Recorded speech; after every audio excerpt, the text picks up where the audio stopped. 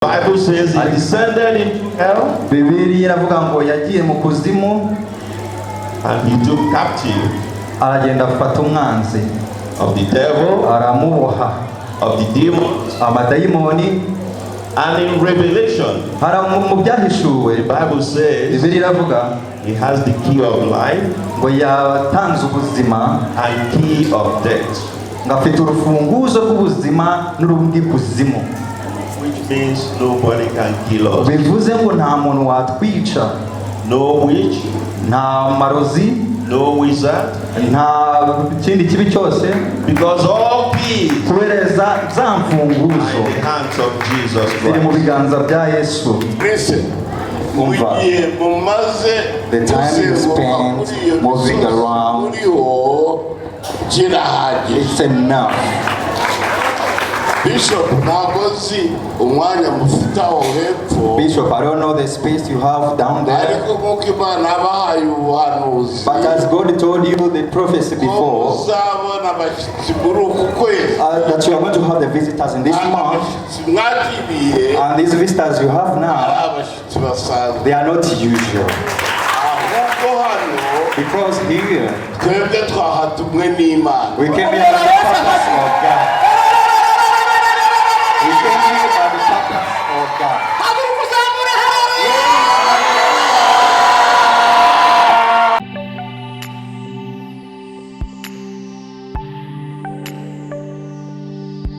Uyu munsi rero twagize umugisha We are blessed today wo kubana n'abashyitsi beza, being with our visitors. abashyitsi Imana yatubwiye.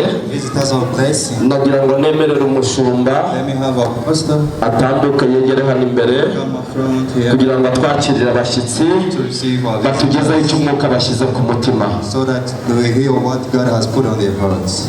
turakira umukozi w'Imana Mary Receive servant God Mary kugira ngo atwakirire abashyitsi. to receive the visitors. Imana imuhe umugisha. Thank you. Tumwakire tugomera Imana amashyi. Reka twongere amashyi menshi cyane Let's Imana. clap for Jesus one more time. Twongere amashyi ku bwa Bishop. Clap for Jesus for Love you Bishop, turagukunda. Dukomere amashyi ku bwa worship team, clap for worship team, ku bw'abacuranzi, for the itorero ryose, church at large, komite ikorana na the mushumba. committee that work with the Twongere apostle. amashyi menshi Clap cyane. for Jesus for that.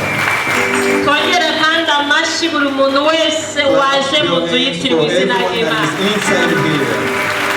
Amen. Amen. Twongere kandi dukoma y'Imana bayakoma ari hejuru. Clap for Jesus. Oh, hallelujah, hallelujah, hallelujah, hallelujah.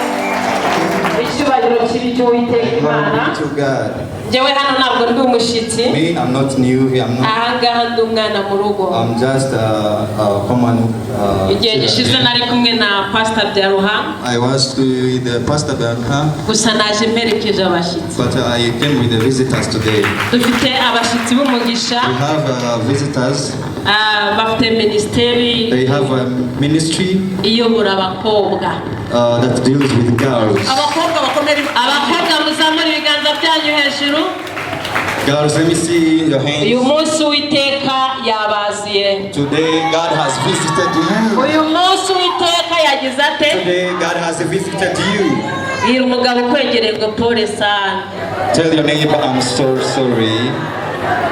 Bwira n'umumama ukwegereye ngo pole sana. Tell your neighbor, I'm so sorry. Uyu munsi ni umunsi w'abakobwa. Today is a day of girls. Hey, hallelujah! Turi kumwe n'umuyobozi wabo bayoboye We have muri our leader, East Africa, coordinator, East Africa, Bishop Emma Rukundo, Bishop Emma Rukundo. umwanditsi w'ibitabo. He is an editor of books. Cyatumye musapotinga mu bikorwa akora by'abakobwa. Why I supported her in what he does Afite for igitabo yanditse kivuga ngo imbaraga z'umugore. the empowering women. Akunda abakobwa He cyane, loves girls so much. arabasapotinga. He supports them. Kino gitabo ni kimwe mu bitabo yanditse. This book is one of the books he Uri wrote. umudamu ukaba ugikeneye, So if you are a lady there and you need genda ku to nkuru nziza uragisangayo. go to Nkurunziza, you find it there. Iki ni cyanjye bamuhaye nka This is coordinator my we. own as a coordinator. Afite ikindi gitabo There is yanditse another book he has. cyitwa Peace. It is called Peace. Ubwo ubwo twari mu gihugu cy'i Burundi. When we were in the country of Burundi, Abarundi baragikunze and the cyane. Burundians loved it so much. Perezida Nkurunziza ataritaba Imana. And that President Nkurunziza, when Yagusabye he died, kumitinga nawe he had requested to meet him kubera icyo gitabo. because of only that book. Ariko yariho asubira mu Buholandi. But he's going back to Netherlands. Ntabwo yashoboye kumitinga nawe. He never had a chance to meet him. Ariko kuri televiziyo y'u Burundi cyacagaho. But on the national TV of Ikiganiro Burundi, cyiwe it was cyacagaho. casted there. Rero turi kumwe n'umugabo w'Imana. So we are with the man of God there. Yatuzaniye abakozi Has b'Imana. brought us with the servants of God. Mfite igitabo nakunze I cyane have the book that I love kivuga ngo mukobwa urashoboye. that says, Mukobwa ugize ute? girl, you're Iki nacyo able. cyanditswe n'umukozi w'Imana. It was written by the servant of God Arimo araza muri iki gihugu. when he was coming here in this country. Azaba ari kuri tapi rouge nyirango ibyo murabizi. He will be at the Ni stadium. kimwe mu bitabo byiwe This is yanditse. one of the book he wrote. Nawe naramukunze cyane I also loved him kuko yavuze ngo mukobwa urashoboye. because he said, girl, you're Igihe kimwe able. bazi ko abakobwa badashoboye Sometimes you think girls are not ariko able, ndabasubizamo imbaraga. but I strengthen you Muri today. abanyembaraga. You're able. Iki rero ni icya minisiteri yabo. And this is for their ministry. Urabona bafite n'ikirangantego cy'imipira They have yabo their bambaye. logos and you can see their Uwanjye t-shirts. ntabwo nawambaye ko nambaye karuvati sinaberewe. Mungumbira amashyi naberewe. So today I came with my tie on, Nanjye ndawufite umupira. but I also have So my Imana t-shirt. rero ibaha umugisha. So my God bless you. Bagiye kuvuga ijambo ry'Imana. They are going to have the word of God. Bavuge no kuri iyi minisiteri They yabo. are going to speak about their ministry. Reka twakire Bishop Emarukundo. So let's have Bishop Emma Rukundo Azara batwakirira. so to receive, Kandi bose muraza kumva amajwi yabo. and you're going to hear their Nimubishimiye. voices. Amashyi menshi cyane ku Clap mwami. for Jesus. Bishop ikaze. Welcome, Bishop. Garuka hano. I think the brother is going to Ndakeka uyu muvandimwe interpret. arashoboye kwinterpretinga. I'm humble before Ciye bugufi imbere yanyu, Bishop Liliane. Bishop Liliane. I've ever had her. Nigeze mwumvaho It's my first time to ariko ni be ubwa here. mbere kugera hano. But it's my first time. And it's not my first time to hear Bishop Liliane. Ni ubwa mbere ngera aha ariko si ubwa mbere mwumva. So, ndagira ngo mwese kurambura ibiganza byanyu muvuge muti haleluya. Muvuge muti haleluya. Hallelujah. Mubera mugenzi wawe kwegera. May you hug your neighbor if it's possible.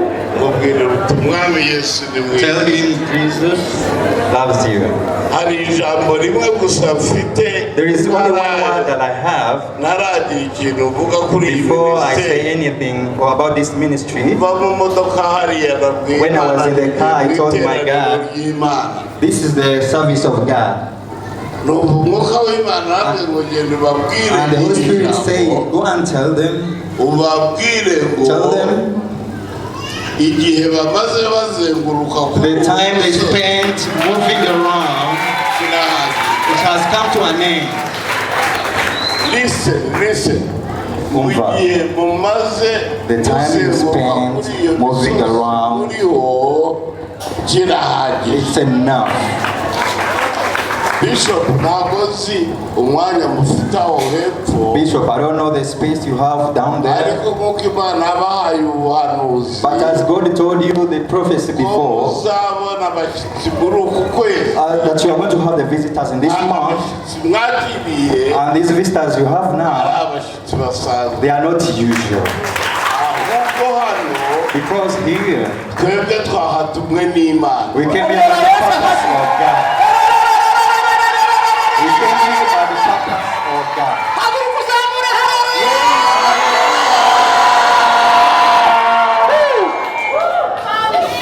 Basigaye bicaye nabo nibahaguruke bavuge ngo haleluya.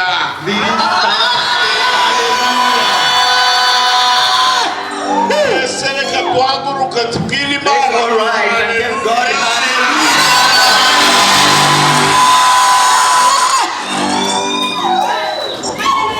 nkunda mushiki wanjye I love my sister. Pastor Mary. twageze i Burundi We reached in Burundi. ibintu byose bicecetse All the things were so quiet. Imana idutuma mu itorero And God sent us in a certain ariko church. itorero twagiye kurivamo But when we reached in that church, abana babonye scholarship yo kujya kwiga the children from there, they had scholarships in that church. somebody shout big hallelujah. Reka hagira uvuga hallelujah.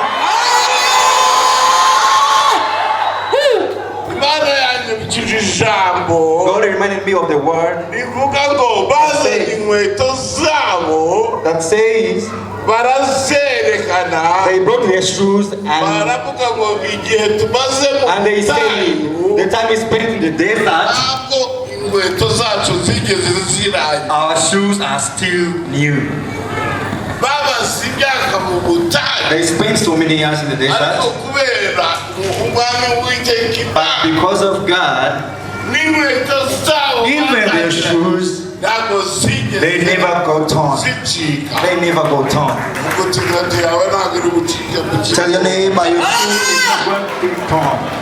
inkweto yawe Your shoe iri buhengame to not bend utayi. as you're in the desert.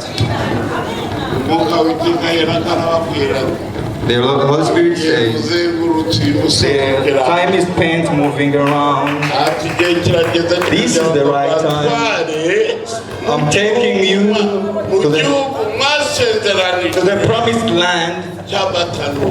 for the milk and honey. I see people here. Ndareba abantu hano. Bishop, Bishop, igihe the time, mountain of hope Hope Prayer Mountain, maze it must ishakisha spend moving around, ishakisha televiziyo looking for TV channels, ishakisha radiyo. looking for radio channels.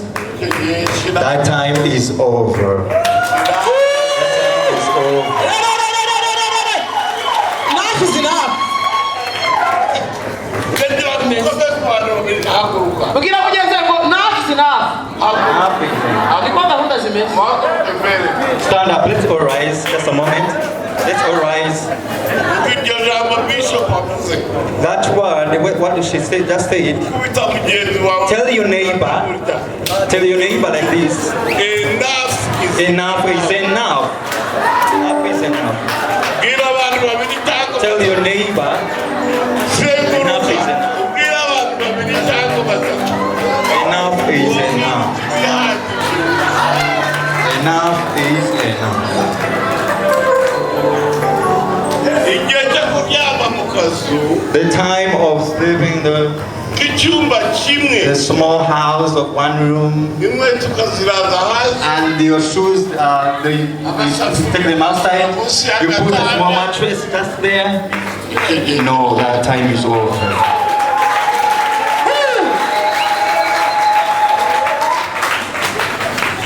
igihe cy'ubukode bwawe The time of rent uza kukubwira ati sister to tell you that sister, amezi yawe yararangiye. it's already your month is ending.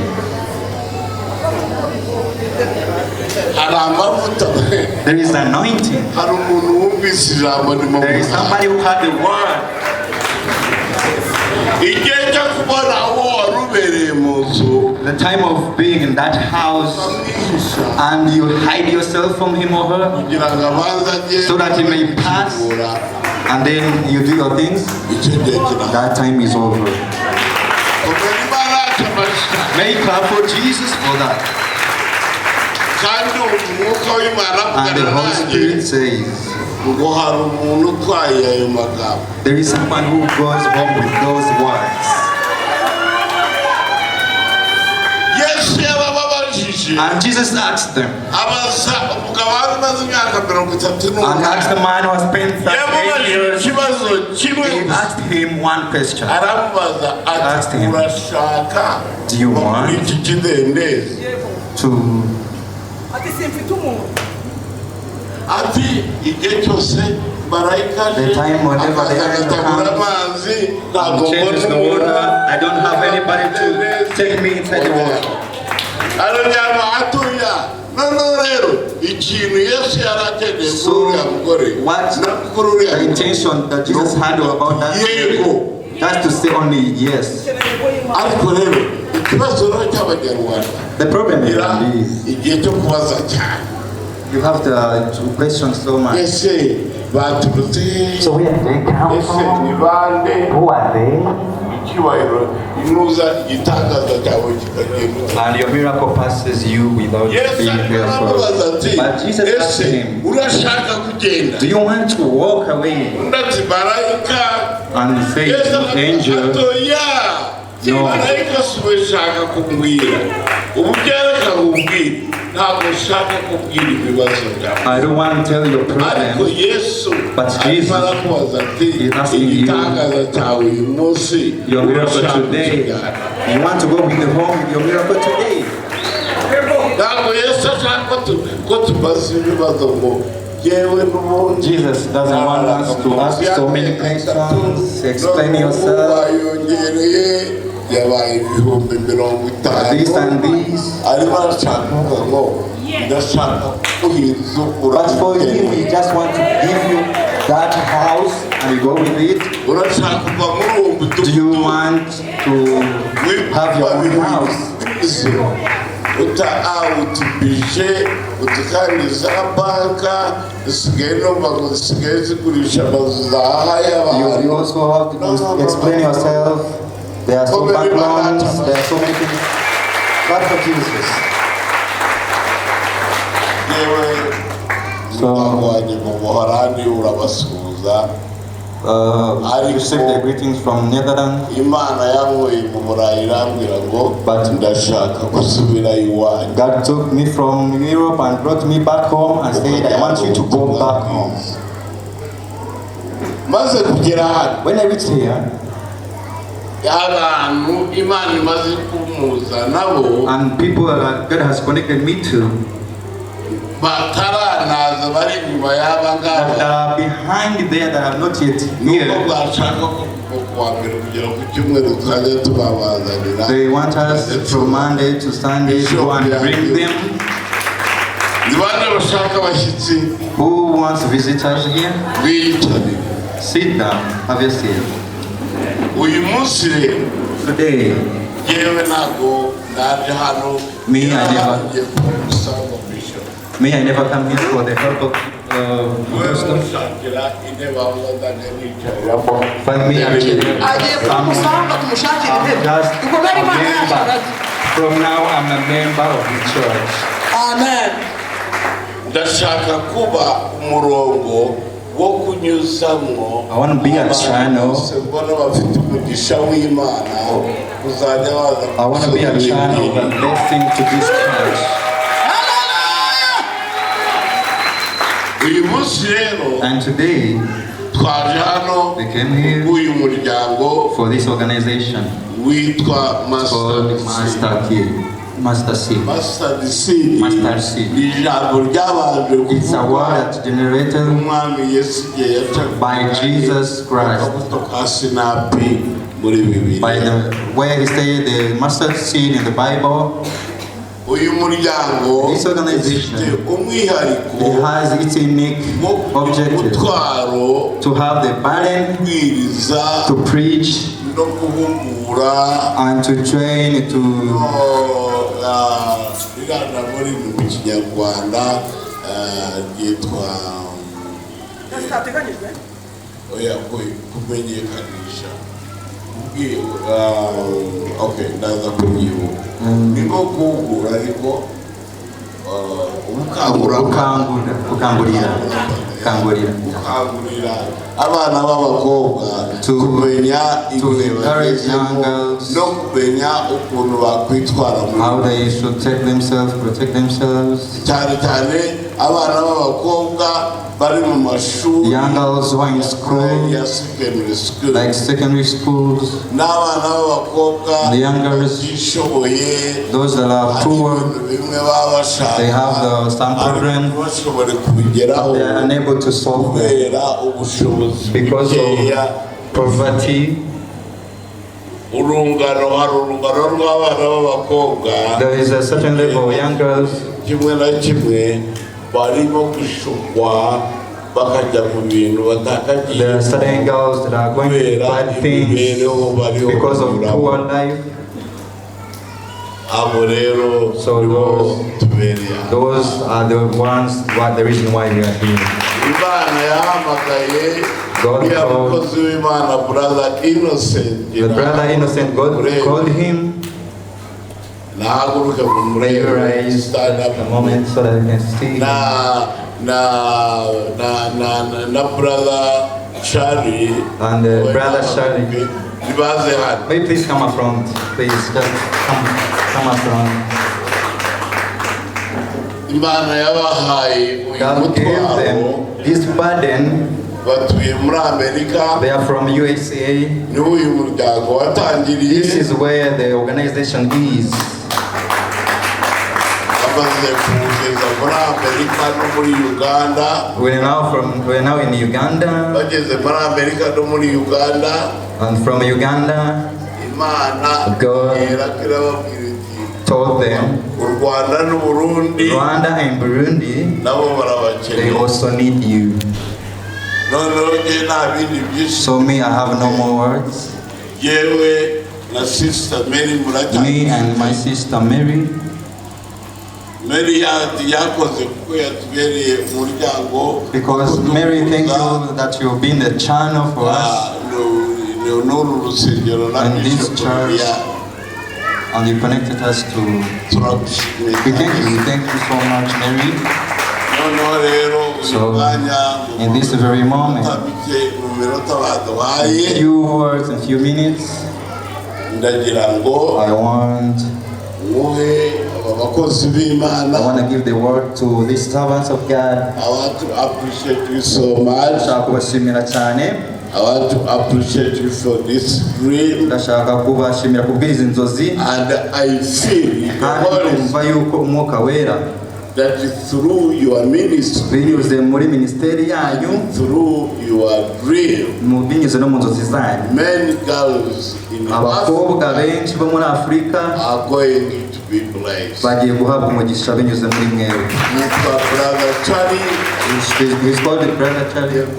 Mwe avugeho. I want to give the mic to brother Charlie so that you can greet us. Bari n'akaganiro n'ijambo afite. If you also have any word, just Aribabwire. I'm going to say it. Ariko But iwacu uyu munsi today, ni Pastor Innocent. Pastor Innocent is also going to preach. If you have any word, you greet them.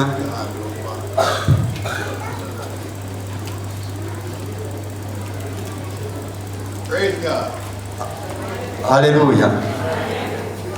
I thank God that 4 years ago, Ndashima Imana imyaka ine ishize, Pastor Innocent asked me Pastor Innocent yarambajije in this mission mu kubw'iyi misiyo. of helping girls. Ambaza kubw'iyi misiyo yo gufasha abana b'abakobwa, His heart is in Africa, gufasha abana b'abakobwa bo muri Afurika, and he brought me here with. aranzana aranyereka izo nzozi. And I thank you so much. Ndamuhishimiye cyane. Your welcome has been absolutely. Ni ukuri byankoze ku mutima kunyakira. The Mustard Seed organization Iyi organization yacu has been focusing irimo irareba cyane cyane down to the point where we want to help young girls. irimo irareba cyane abana b'abakobwa, aho dushaka gufasha abana b'abakobwa, Young girls who are poor, abakobwa bakennye, who cannot afford ba bandi batabasha kugira ibyo bashobora bakora, to take care of themselves. batashobora kwiyitaho. From young girls, Abo bana b'abakobwa we're so grateful turanezerewe cyane to have the invitation to come kubona twarakiriye ubutumire tukaza. fulfill our dream. Ni ukuri ni inzozi zacu. We've been invited to visit, to find out if and where we might be able to help these young girls here. Twaratumiwe tujyaho natwe tubona dushobora koko gufasha aba bana b'abakobwa. The dream, of course, Inzozi would be to help everyone. inzozi ni ugufasha abo bana b'abakobwa bose.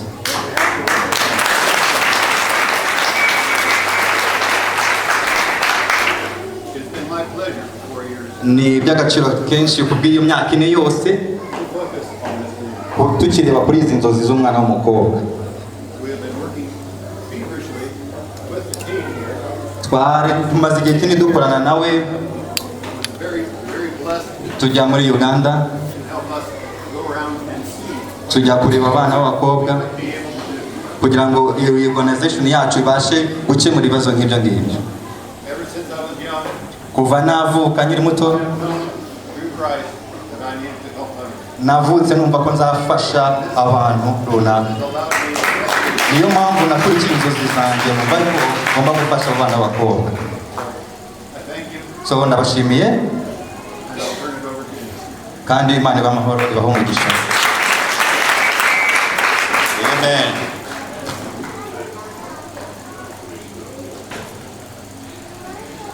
Praise God. Imana ishimwe. Somebody praise God. Hagira uvuga haleluya. My voice is very low. Ijwi ryanjye riri hasi. Bishop Liliane. Bishop Liliane. I say thank you. Ndavuze ngo urakoze. Kuba watwakiriye hano.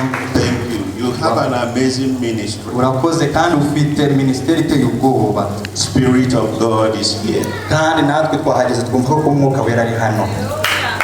And God is going to continue to strengthen you. Kandi Imana igiye kugumeza ibagure. To expand your coast. Mugiye kwiyongera, mugiye kugera kure. And just like Jabez prayed, nanjye ndasenze nk'irisengesho that God will expand your coast, Imana izabongera ibagire bagari, that you will be a blessing. Muzaba umugisha benshi. So thank you. So murakoze. I also say thank you to ndanashimira kandi kuri team, the pastoral team, team ya pastoral yose, for the great work and the grace ubw'akazi kenshi gakomeye mwamukora that you provide mu buryo mwitaho for Apostle. mukafasha Apostle. And to the beautiful and entire congregation, kandi no ku bantu bose batenariye hano, you all are amazing. Muri abantu b'agaciro and wonderful. Muri abantu b'agaciro cyane. Beautiful and handsome. Mumeze neza ubwiza bw'Imana buri kuri mwe. Fearlessly made. Fearlessly made. Nta mpamvu yo kugira ubwoba. Mashani, you have to stay with me. So, like Brother Charlie said, and Brother Charlie yabivuze, and Pastor Emma said, nkuko na Pastor Emma yabivuze, it looks like the ladies are losing their jobs to men. Ni nkaho akazi k'abakobwa katakaye kakajya ku bagabo. Which is that men are taking the job of looking after ladies' problems. Aho bisa nkaho abagabo ahubwo bagenda bashakisha abakobwa. So it means that we need more ladies to come over. So ubwo rero nuko dukeneye akazi kenshi ko gukora kugira ngo abana b'abakobwa bava aho ngaho nabo babashe kuba bagira urwego bageraho. So let me introduce myself. Mbanze nivuge amazina. I am one of you. Ndi umwe muri mwe. I am not. Ndi umwe muri mwe. I am one of you. Umwe muri mwe. And I am your ambassador. Nanjye ndi umwe mu ba ambassadeur to America. Aho ngaho muri Amerika. I am from Nigeria. Njyewe mva muri Nigeria. And I left Nigeria over 30 years ago. Navuye muri Nigeria imyaka 30 ishize. Many of you had not been born. Abenshi bamwe mwari mutaranavuka. Many of you might have been young. Wenda bamwe bari bakiri bato. But I left. Ubwo nibwo nagiye. Because I felt a tug in my heart. Kubera ko numvaga hari ikindimo mu mutima wanjye. Which was the Holy Spirit leading me. Ari wo mwuka wera wanyoboraga to go. Kugenda. So that I can look back someday. Kugira ngo nzagaruke umunsi umwe. And be a blessing. Mbe umugisha ku bandi. And this has been possible. Kandi ibi byarakunze koko. With people like Charlie. Twaragiye turahura na Charlie. And the rest. N'abandi bose. N'abandi bose na timu yose. in US. aho ngaho muri US, muri Amerika. At the moment, Ariko aka kanya we are working in Nigeria, turakorera muri Nigeria, in Uganda, muri Uganda naho, and we are now visiting Rwanda. ubu ngubu noneho twasuye u Rwanda. So we trust God, So turizera Imana cyane the owner of the ministry of mustard seed, ku bw'agaciro master seed yakoze, that he will direct our kugira ngo steps Imana izakomeze tuyobore idushoboze in the country of Rwanda. muri iki gihugu cy'u Rwanda. Amen. Amen. Let me pray and I will share with us Reka briefly. dusenge hanyuma dusangire ijambo. Umwuka wera turakwakiriye. Have your way. Gira umuyoboro ucamo kugereho utugereho. Thank you for your presence. Turagushimye kuko uri kumwe natwe. Thank you for the work that you do in us. Wakoze ku bw'akazi ukora muri twe hagati. And thank you for the work that you do through us. Kandi warakoze ku bw'akazi dukoresha nyuze muri twe. As vessels of honor, you yield to you. Mana turagushimiye kandi turaguhimbaza. Have your way Reka ugire inzira amongst your people. kugira ngo abantu bawe. Let our hearts be fertile, Reka umutima yacu yakire, so that areas of doubt kugira ngo buri muntu wese wari ufite gushidikanya will be made clear. ahabwe icyizere. Have your way in our hearts, Reka ugire umuyoboro mu mitima yacu, so that we will receive understanding, kugira ngo twumve kandi twakire, we will receive knowledge, kugira ngo twakire ubwenge, we will receive power twakire imbaraga, to know who we are kugira ngo tumenye abo turi bo in Christ. muri wowe. Thank you, thank you. Wakoze. Our Father, we worship you. Data turakuramije. And thank you for the gift of Jesus Christ, Kandi warakoze kubw'umwana wawe the Yesu only Kristo, begotten Son kugira ngo umuduhe umwana wawe ukunda that died for us, akadupfira, that we might have life ntabwo twari kubona ubuzima, and have it in abundance. waramuduhaye ngo adupfire kugira ngo tubone ubuzima. Thank you. Warakoze In Jesus' name. mu izina rya Yesu. And let the body of Christ say, Reka buri muntu wese avuge ngo amen. Amen. Today I'm going to talk to you and talk Tugiye to kuvugana myself namwe about who we are ngiye kuvugana namwe mbabwire abo turi bo in Christ. muri Yesu, How did we get here? kugira ngo tumenye neza ese twageze hano gute. Why am I a Christian? Kuki ndi umukristo? Why do I believe? Ese kuki nizera? What does Christianity mean? Ese ubukristo bisobanuye iki? Who is Jesus Ese Christ? Yesu bundi ninde? Who is God the Father? Ese Imana data ninde? Who is the Holy Spirit? Ese mwuka wera we ninde? So we have a history. Hari amateka. We have a history. Dufite amateka. We never existed. Ntabwo twariho. You and I Wowe nanjye came out of resurrection. twavutse mu muzuko. Resurrection of Jesus Kuzuka Christ. kwa Yesu. So we never existed. Ni ukuri ntabwo twariho pe. So we are going to go back to the beginning of time So tugiye kujya inyuma hepfo mu bihe bya mbere, to understand how we kugira got to ngo where we tubashe are. gusobanukirwa abo turi bo.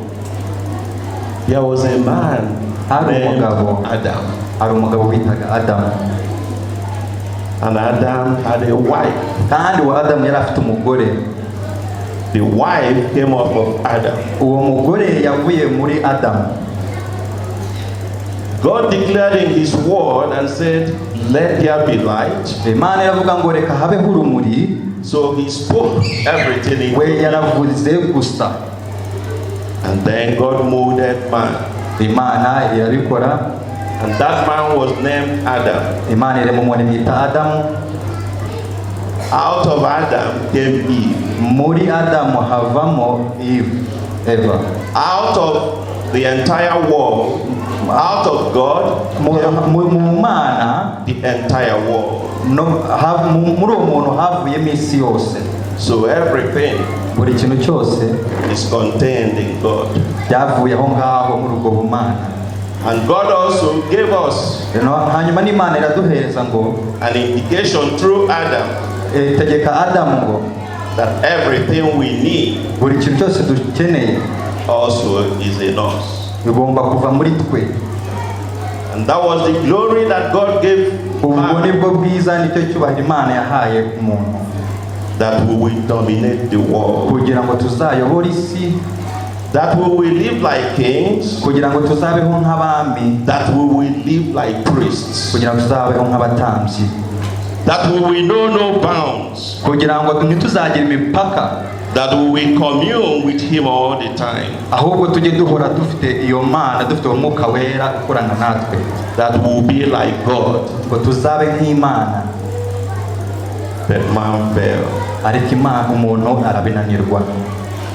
Man fell. Umuntu arabinanirwa. And we lost the glory. Aho hantu twahatakarije icyubahiro n'agaciro. I want to take time to tell us even why we're here in the church. Ndagira ngo dufate umwanya ubanze uhindura ibitekerezo cyangwa se imigenzereze yawe muri aka kanya, so we can understand kugira ngo tubashe twumve ese turi bande twakomotse.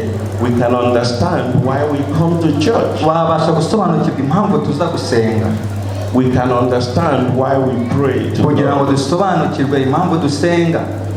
Otherwise, if we don't have the right foundation, kuko niba tutaragize fondasiyo nziza, everything will be like ibi bintu byose tubona byakabaye ntacyo bivuze kuko nta fondasiyo byari bifite. So when Adam fell, so icyo gihe Adamu atsindwa, God made a decision Imana ifata icyemezo that I'm going to reinstate man ngiye kongera ntunganya umuntu back to his original glory. ngiye kongera musubize ubwiza. But he then chose to begin to show man ariko Imana itangira kwereka inzira, itangira that when we look back kugira ngo urebye hashize to a chosen group of people kubw'abantu batoranyijwe, group y'abagizwe called Israel, yitwa Israeli, we can see God's love kugira ngo Imana itunganye ubwo bwami bw'abo bantu for humanity. kugira ngo tuzabone ubumana binyuze muri abo bantu ari bo Bayisiraheli. Even when we have erred, nubwo aho ngaho twatakaje ako gaciro, so God began to walk Imana itangira kubikora and chose a man called Abraham itoranya umuntu bitaga Abraham, and said, leave your place, iravuga ngo vuba ku butaka bwawe, go to another yenda place ujye ku bundi butaka that I will show you. nzakwereka. So God introduced faith Imana imushyiramo kwizera as twebwe a currency imujyana ahandi ku bundi butaka bwera to relate with Him. kugira ngo ivugane nawe kandi ikorane nawe. And Abraham began to walk Abraham atangira gukora cyane and trusted God akajya yizera Imana in His fullness. mu byo agendamo byose.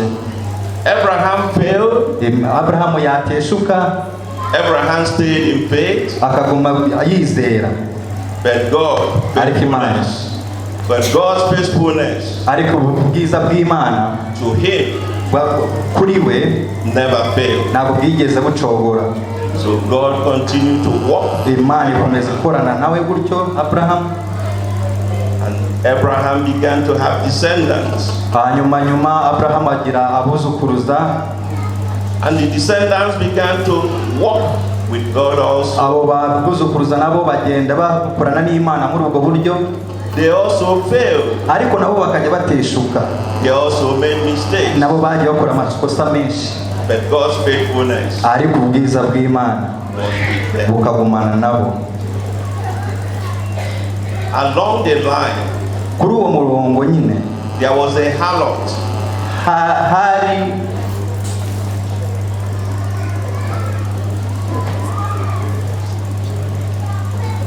aho ngaho muri uwo murongo, muri iyo nzira hakaba hari maraya.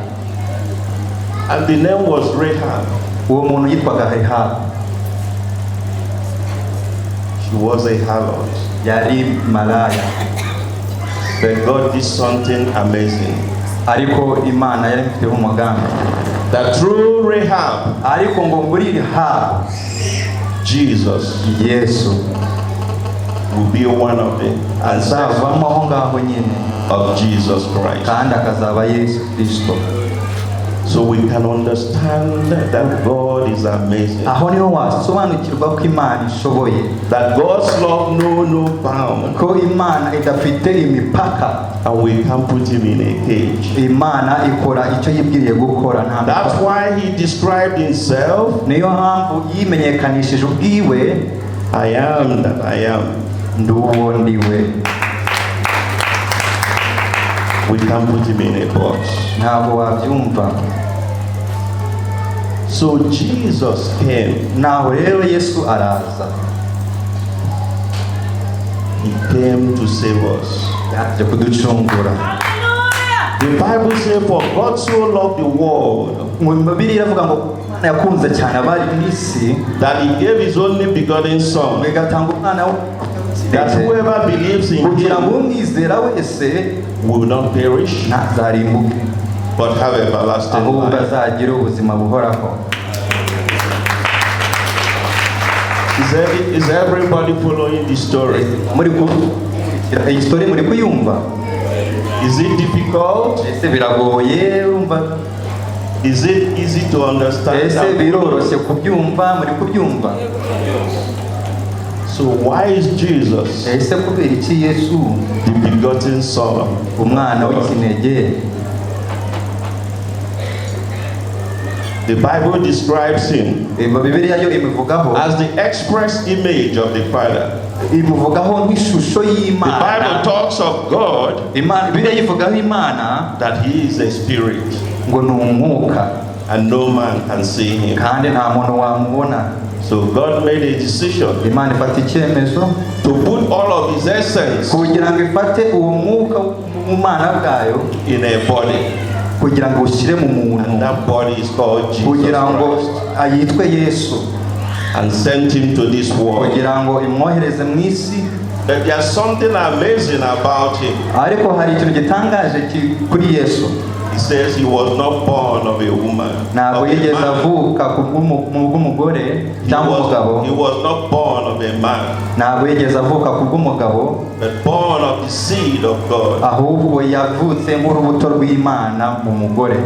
So God was trying to do something with humanity, So Imana yagerageza gukorana n'abantu muri ubwo buryo, which he did from the beginning. ibyo yakoze n'ubundi mu itangiriro bisa nk'ibyo, Because in the beginning, kuko n'ubundi mu itangiriro he molded man, yakoze umuntu, he bred the bread of life. iramuhumekeramo ahita agira ubuzima.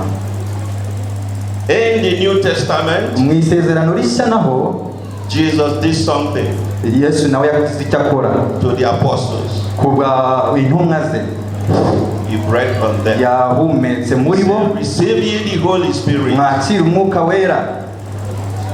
God is trying to demonstrate and to take us back to Yesu where Imana yageragezaga kuduhindura kugira ngo twibutse ibihe twanyuzemo aho byahereye. So this man we call Jesus Ariko uyu mugabo twita Yesu looks like me. asa nawe, asa nanjye, So he began to walk the earth. atangira gukora akorera ubwo bwami bw'Imana hano ku isi. So why is he different? Ese kuki we yari atandukanye If he looks like you, kandi asa nawe, if he looks like me. asa nanjye? Because the Bible called him Kuko biri mwita God incarnate. ngo God incarnate. God himself. Imana ubwayo, bibiri mwita Imana ubwayo. There's something that happened also Hari ikindi kintu cyabayemo at the baptism of Jesus ubwo Christ. Yesu yajyaga kubatizwa. God spoke, Imana yaravuze, "This is my beloved son, uyu niwe mwana wanjye nkunda, in whom I am well pleased." we nkunda kandi nishimira. And also at that same time, Kandi nanone ako kanya avuga ibyo, The Bible gave a description of an experience Imana Bibiliya yibivuga neza that the Holy Spirit came umwuka upon wera him waramanutse w'inuma like a dove. mu numa. So why did Jesus need the Holy Spirit Ese bundi kuki Yesu yakeneye umwuka wera to do the work of ministry? kugira ngo akore ministeri ye? He was trying to explain to us Yageragezaga akumvishe adusobanurire and to show us kugira ngo atwereke neza who we have to be abo tugomba kuba bo to be complete. kugira ngo twuzure. And that gave him power Ibyo byose byatuheshaga to imbaraga begin to preach, kugira ngo abashe kwigisha, to begin to do the work of kugira ngo God atangire umurimo w'Imana icyo gihe, that sent him.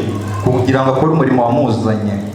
And he finished his work. Ubwo yarangizaga akazi, The Bible said Bibiliya iravuga he died. yarapfuye. They killed him, Baramwishe but they did not know that he was part ariko of the ntabwo bamenye prophecy. uwo yari we, ntibamenye impamvu. And the Bible says he descended into hell Bibiliya iravuga ngo yagiye mu kuzimu, and he took captive aragenda afata umwanzi, of the devil, aramuboha of the demons. amadayimoni. And in Revelation, Mu byahishuwe the Bible says Bibiliya iravuga he has the key of life ngo yatanze ubuzima, and key of death, ngo afite urufunguzo rw'ubuzima n'urundi kuzimu. which means nobody can kill us. Bivuze ngo nta muntu watwica, No witch, nta marozi, no wizard, nta kindi kibi cyose, because all keys kubereza za are mfunguzo in the hands of Jesus ziri mu Christ. biganza bya Yesu. Are we understanding? Ese who kuba we turi are? kubyumva? That's why I don't want to shout. I want to take time and Niyo tell my mpamvu story. sinshaka kuvugira hejuru, ndimo ndavuga gake kugira ngo wumve inkuru neza. So on the third day he resurrected. Umunsi wa gatatu arazuka, He resurrected. arazuka, The only person umwe wenyine ever bibaho mu mateka to rise from death. kuba yabasha kuzuka.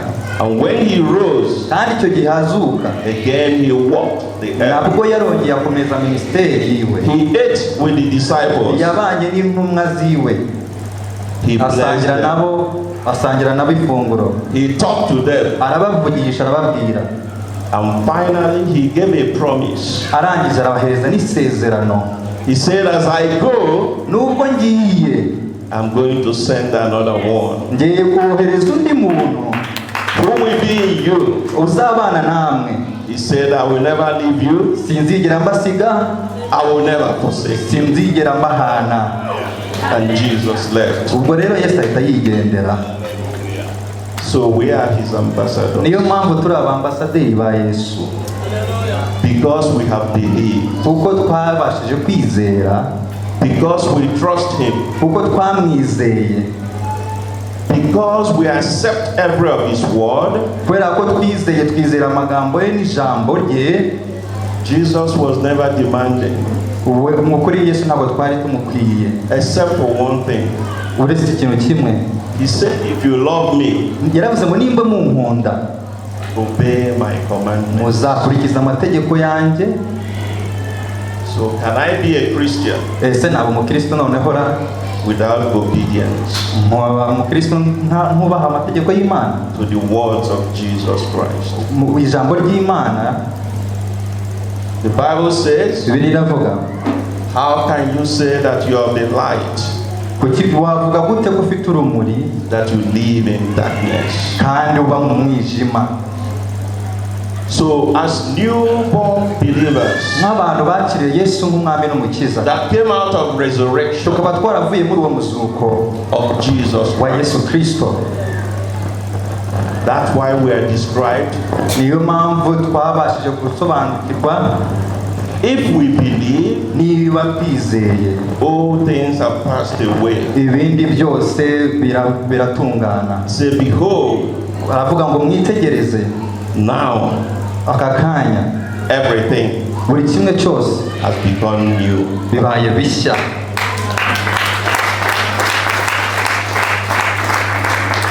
I am a new person in Christ. Ngubu nanjye ndi umuntu mushya muri Yesu Kristo. You are a new person in Kandi nawe uri Christ. umuntu mushya muri Yesu Kristo. But I'm going to get to the beautiful side of it. Ngiye kugera ku rundi ruhande rwiza noneho kuri iyo story. The Holy Spirit. Umwuka wera. It is the Holy Spirit that makes us who we are. Uwo mwuka wera niwe waje akatugira abo turi bo aka kanya. We cannot be Christians without the Holy Ntabwo Spirit. twaba abakristo nta mwuka wera. That's why Jesus gave the Holy Niyo Spirit. mpamvu Yesu yadusezeranyije umwuka wera. Because we're in this world, Kubera ko kuba muri ino si there are challenges, hari ibintu by'ingorane bitandukanye. there are problems, Hari ibibazo, there are situations hari situasiyo zitari nziza that we will not be able to manage ourselves. kugira ngo tutabasha kubyimanira ngo tubiyobore twenyine. So the Holy Spirit is God Himself Niyo mpamvu umwuka wera ariyo Mana ubwayo that lives in me, ituye muri twebwe njyewe that nawe, lives in you. ituye muri wowe. So you're not ordinary. Ubu ngubu uri uw'agaciro. Oh, you're not ordinary. Ntabwo uri umuntu usanzwe. Don't walk like a person who is poor. Ntugende nk'umuntu usanzwe uri aho. And I'm not talking about financial wealth. Sindimo ndavuga wenda mu bijyanye na finance cyangwa amafaranga. I'm talking about spiritual wealth. Ndimo ndagenda uvuga mu by'umwuka. So our desire as Christians, Ubwo kwifuza kwacu nk'abakristo, the Bible says you have not because you ask not. You have not because you ask not. wabonye wakiri icyo usaba nicyo hawe. So when we ask, Iyo dusabye muri Yesu, freely He will give us. ni ukuri arabikora. And the apostles, after Kandi Jesus intumwa died, ya Yesu Kristo desired the promise. bafashe iryo sezerano, And they prayed, barasenga, and God gave it to them on the day of Pentecost. Imana bahereza uwo mwuka wera ku munsi wa Pentecost. So we are not here to play drama. Ntabwo turi hano kugira ngo dukine drama cyangwa imikino. We are not here Ntabwo turi hano to play carnality. kugira ngo dukine iyo mikino yindi. When I stand to talk Iyo about mpagaze my hano mvuga, Savior, when I stand to talk about my Savior, iyo mpagaze hano mvuga umucunguzi wanjye, I do it solemnly. ni ukuri mbivugana imbaraga. Jesus said something. Yesu yavuze ikintu kimwe. He said, "Words that I speak to you, Ibyo mbabwira byose they are spirit ni umwuka and they are life." kandi ni ubuzima. So when the choir stands out here to minister, So iyo umuntu ahagaze hano aministeringa cyangwa yigisha, they are not singing empty songs. ntabwo bari kuririmba indirimbo, They are singing to the Father. barimo bararirimbira Yesu. So we are giving the Holy Spirit Turimo turahereza umwuka wera so that He can reveal Jesus to kugira ngo us. abashe kutumenyekanisha noneho Yesu. And when we see Jesus Kandi iyo Christ, tubonye Yesu Kristo, we can see the glory of the Father. tuhita tubona na bwa bwiza bw'Imana Data. I want to read somewhere and then I will close. Ndashaka gusoma ahantu hamwe. I'm sorry I did not shout today, Ndagira ngo mbihanganishe sinigeze nsakuza. but I wanted to tell the story Nagira ngo mbabwire inkuru gusa. of how we got here. Mbabwire abo turi bo, So that when we walk out from here, kandi ubwo uri buze kubuvuye hano, we know who we are. turagenda twamenya abo turi bo. Is it clear? Ese biri clear? Good.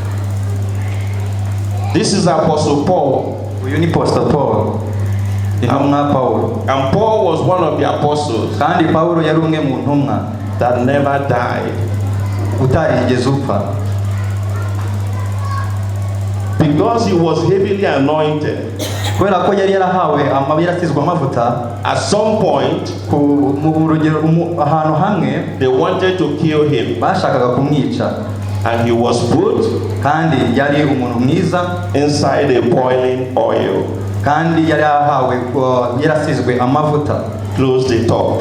Nukuri yari ari hejuru asizwe amavuta. After a while, Ariko nyuma gato they opened it hari ibyo yafunguye, And Apostle John na nyuma intumwa John came out of the oil. yavuye muri ayo mavuta, Nothing happened to him. kandi nta kintu yari yabaye, bamushyize mu mavuta avamo ari muzima. And that's why he was sent Niyo mpamvu yoherejwe to the island of Patmos, yagiye ku kirwa cya Patmos, where he received all that we see in the book of aho Revelation. yakiriye ibi bintu byose tubona muri Bible. So he wrote this for us to listen. So yarabyanditse kugira ngo tuzabyumve. John chapter 1, Yohana igice cya mbere verse 1 to 4. murongo wa mbere kugeza ku wa 4. Yohana igice cya mbere murongo wa mbere kugeza ku wa 4. Can you read it, please, from Agira udusomera niba and I will yagize. close. Yohana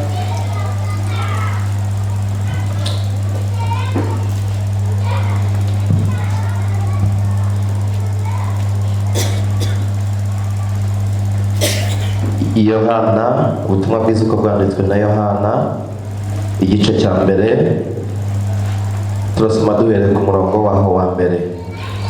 Mbere na mbere hariho jambo, uwo yahoranye n'Imana, kandi jambo yari Imana. Uwo yahoranye n'Imana mbere na mbere. Ibintu byose niwe wabiremye, ndetse mu byaremwe byose nta na kimwe kitaremwe nawe.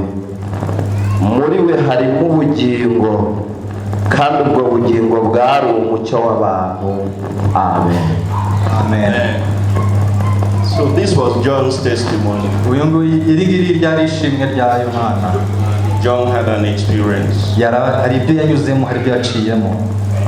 a tangible, a real experience. Experience itandukanye itafatika utabasha kubona. And this should be our experience. Yari experience idasanzwe. The only way to get to know the mind of God Kugira ngo umenye icyo Yesu atekereza cyangwa icyo Imana igutekerezaho, are three things. ni ibintu bitatu. You have to spend time in this. Ugomba gufata umwanya wawe ugasoma You can't get out of it if you want to be a strong niba Christian. ushaka kuba umuntu udasanzwe, fata umwanya kuri iyi Bibiliya. If you want to walk with God, Niba ushaka kugendana n'Imana, if you want to understand the heart of God, niba ushaka kumenya umutima w'Imana, if you want to know what love means, niba ushaka kumenya Imana iyo ari yo, spend time here. mara igihe cyawe hano.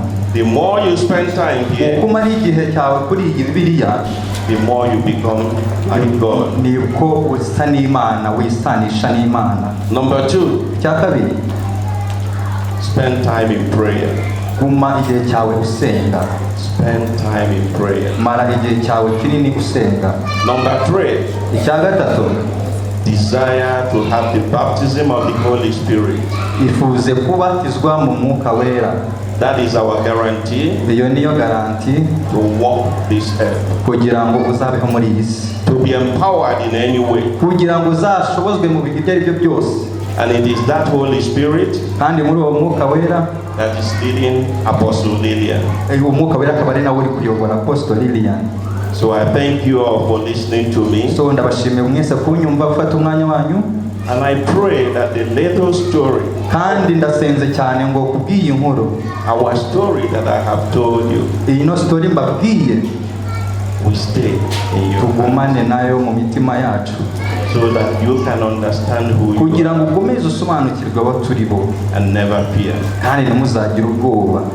And you don't have any limitation. Nta kintu na kimwe kizabatangira. Whatsoever you put your hand Aho ushyize ikiganza cyawe and your heart, n'umutima wawe, you will have it. uzajya ubikora, uzajya ubikunda. Above all, Kandi hejuru ya byose, God is only described in one way. kandi Imana iziyerekana mu buryo bwayo. God is love. Imana imbaraga zayo ziyerekana kuri mwe. Let us love each other. Reka dukundane hagati yacu mu twebwe. Amen. Amen. Can I pray? Nasenga ho gato. Apostle, can I pray? Apostle nasenga.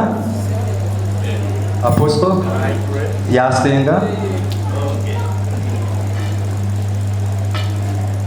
And prayer is very simple. Isengesho ryanjye riroroshye cyane. It's actually talking to your father. Ni ukugira ngo mvugane na papa wanyu. and you tell him what you want. mwamvugane na papa wanyu mubwire icyo ushaka cyo mwifuzaho. But when you finish, don't walk away. kandi nuso ntugende uko. It's like I go to Apostle. ni nkuko nanjye najya kwa Apostle. I talk. najyayo nkavuga. I didn't have time for Apostle to hear back from Apostle. ntabwo nama nigeze mugirira umwanya And I walk away. ahubwo mpise ngenda. So prayer is two way. ahubwo isengesho ni inzira ebyiri. We talk, turavuga, and we wait, tugategereza, and God will speak to us. hanyuma Imana ikavuga. Amen. In Jesus' name. Mu izina rya Yesu. Holy Spirit, I thank you. Mwuka wera ndagushimiye. Because this is the dispensation of your time. kubera ko iki nicyo gihe cyawe cy'agaciro. For your work. kugira ngo umurimo wawe. Amongst your people. kandi mu bantu bawe. Amongst us. kandi muri twe twese.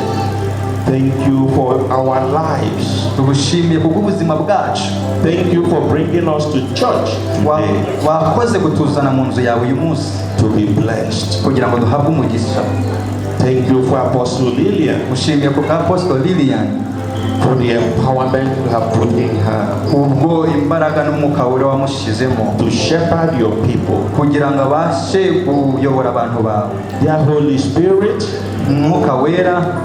We receive all that you have for us. twakiriye buri kimwe cyose twaba twaraguze. Jesus Christ, we worship you. umwuka wera Yesu turagushimiye.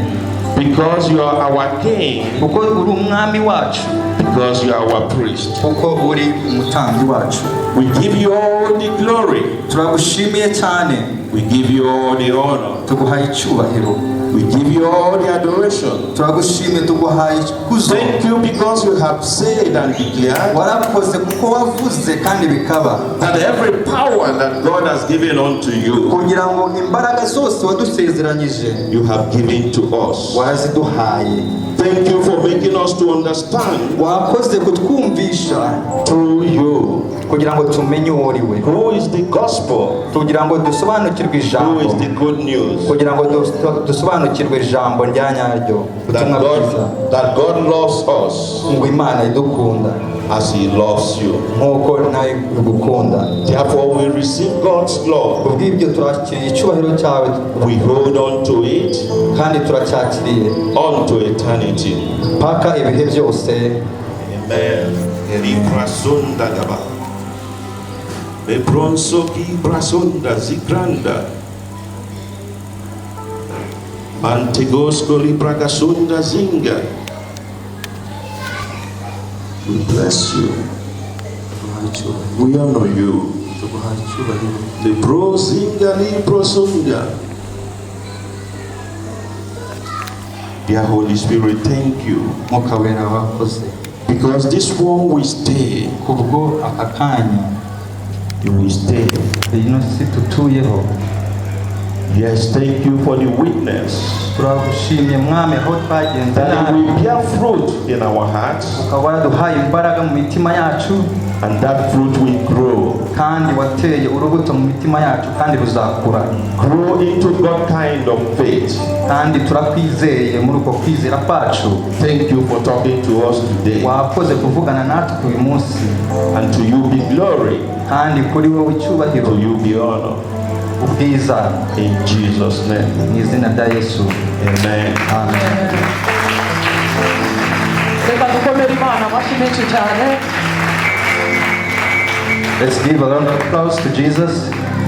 umukozi w'Imana, Imana imuhereze umugisha. God bless you so much. Mwakoze cyane. God. Thank you so much. twongere Imana amashyi kuko Let's ijambo clap for Jesus ry'Imana one more time. ijambo ry'Imana ni rizima. The word of God is true. ijambo ry'Imana ntabwo rihinduka. The word of God never changes. dushimye Imana ku bwa mwuka wera. We thank you for the Holy Spirit. dushimye Imana ku bw'umwuka yaduhaye. We thank God for His Spirit that He gave dushimye us. Imana ku bw'Imana data. We thank God for the Father. ndetse n'umukiza ari umucunguzi. And we thank God for Jesus Christ as the Savior that He gave us. dushimye Imana tuyikomera amashyi. We thank God as we clap hands for Jesus, ku bw'agakiza for the salvation twaboneye muri Yesu. that we got through Jesus Christ. tuyongeye amashyi kandi Let's give a hand of applause to Jesus one more time.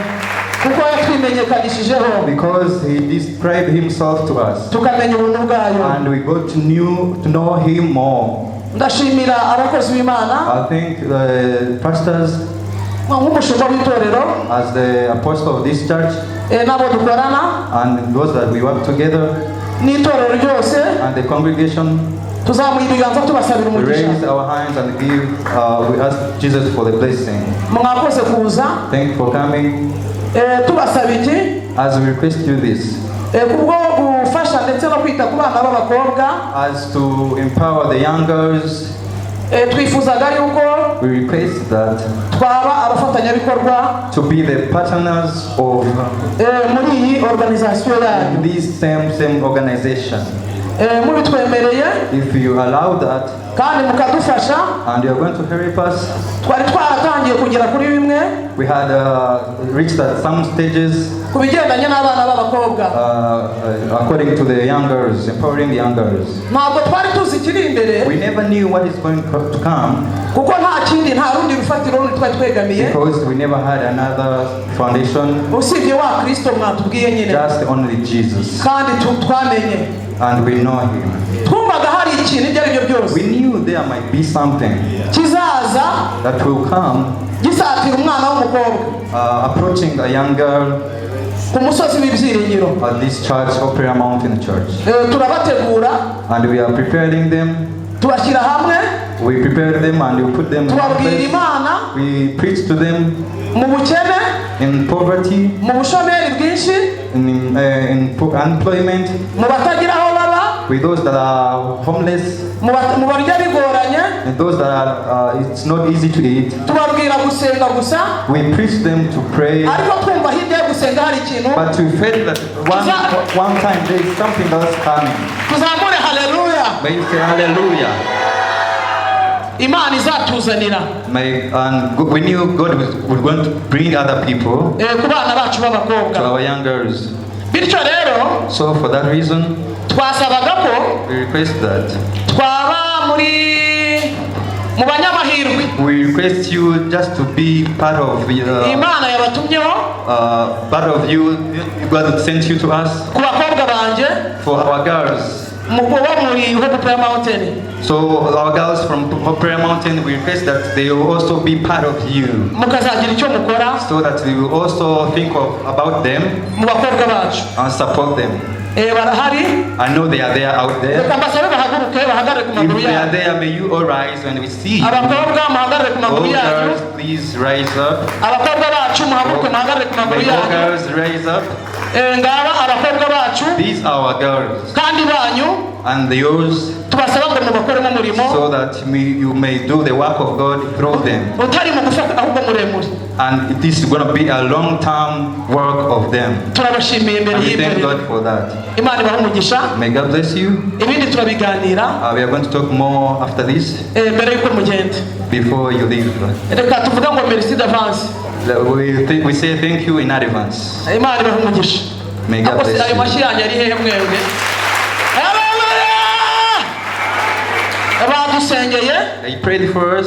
ariko nagira ngo tugire iminota nk'itatu Let's have like 3 minutes of yo prayer. kujya imbere y'Imana ngo dusenge nanone kandi. Come to the presence of God and we pray again. Tubwire Imana ngo ngwino ukore. We tell God, come and do the work in us. N'ubundi binyuze muri Mwuka Wera watwoherejeho Through the Holy Spirit that you sent us, kandi dusanganywe, and we are with you. tubwire Imana ngo ngwino ukore. Nagira ngo mwihangane dusenge umwanya mutoya kugira ngo mvugane nabo.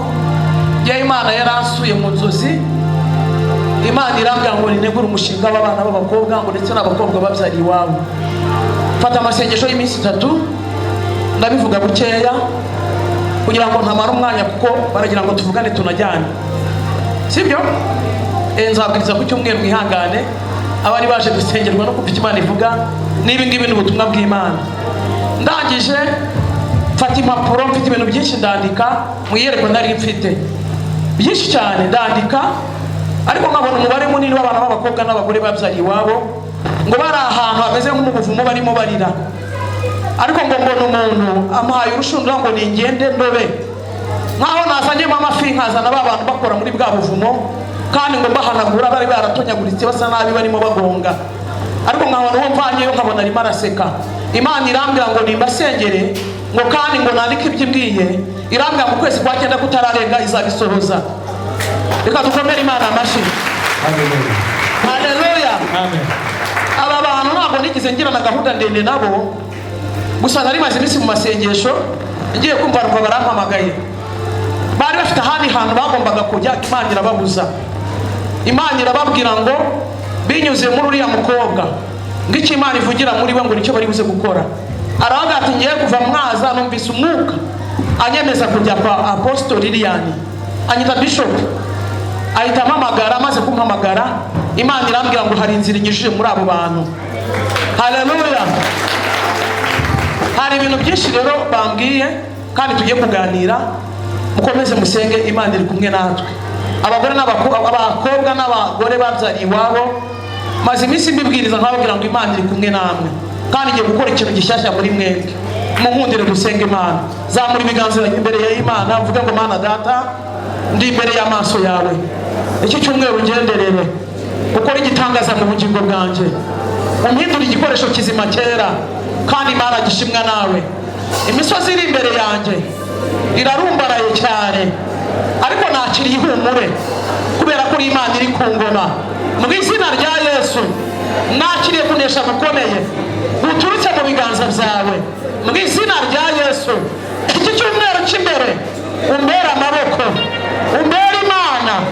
Mu izina rya Yesu abanzi banjye batatane, abanzi banjye batsindwe.